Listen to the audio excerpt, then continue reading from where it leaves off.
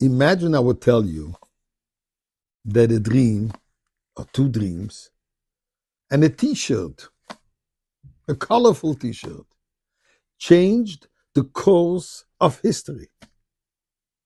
You would tell me, what have I been smoking? Stay with me till the end and you will see what I'm talking about. But before this, let us change the course of history and thank God for all the miracles and pray and thank Him for the imminent coming of Mashiach. So chapter 100, Mizmor L'Soido. Hori Adonai kol ha'otiv d'Adonai b'simcha bo lefono birnono duka Adonai Elohim hu osonu v'lo anach lama v'tzoi marisa b'yosho v'soid chatzrois v'silo hoido lo baruch Shemo ki tov Adonai le'olam chasdo v'yado v'dor emunosoi.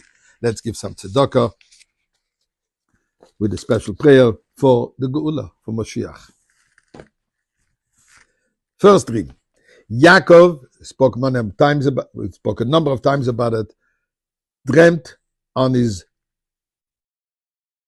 journey from Yitzchak to Lavan. He dreamt about the ladder which is connecting heaven and earth. What he saw in this ladder is his mission, which is to unite, to fuse the godly with the mundane, which this is what Mashiach is all about.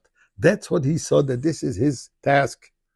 When he sees his task, that's the task of the Jewish people, because Yaakov is Yisrael, the father of the whole Jewish community, of all the Jewish people. Fast forward.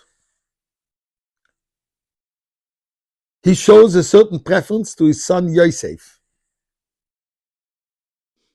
And he makes for Yosef a kisoines pasim.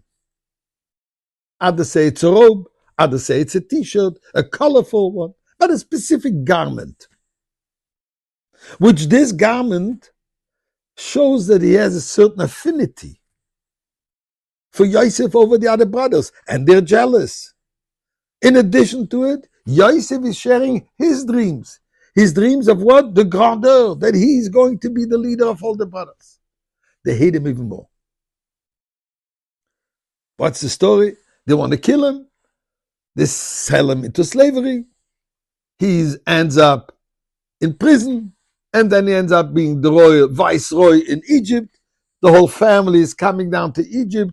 The Jewish people become slaves in Egypt, being freed from Egypt, receiving the Torah, and that's a journey towards Geula, towards Mashiach. So the dream of Yaakov, where he sees that vision, the t-shirt which caused a lot of jealousy, changes the course of history.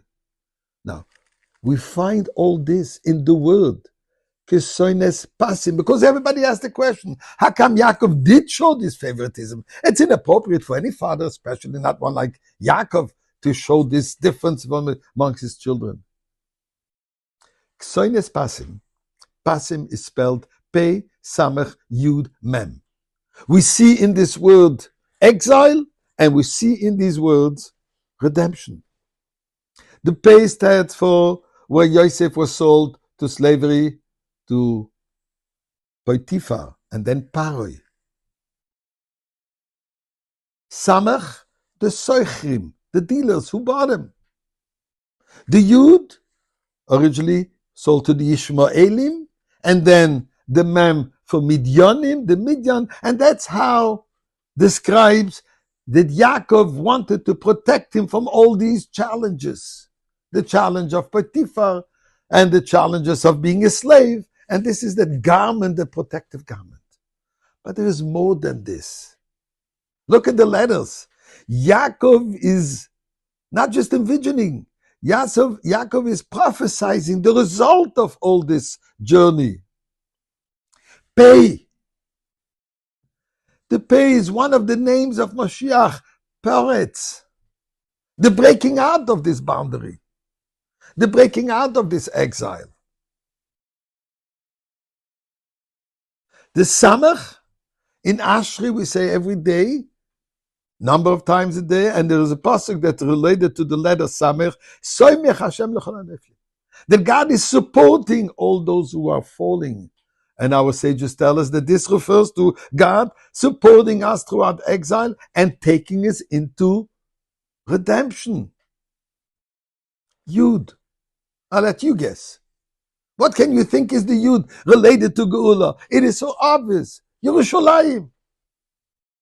The Beis Hamikdash, which is built in Jerusalem, the holy city. The city dedicated for the holiness, eternal holiness, for godly presence. And then Mem. As we said, the exile is represented by Mitzrayim. But the Mem stands for Moshiach. So Pasim is exile, and Pasim is also redemption. And obviously, the Mem, for the name of Mashiach, as the Gemara says, Menachem Shemoy, and may God help, we should have it today.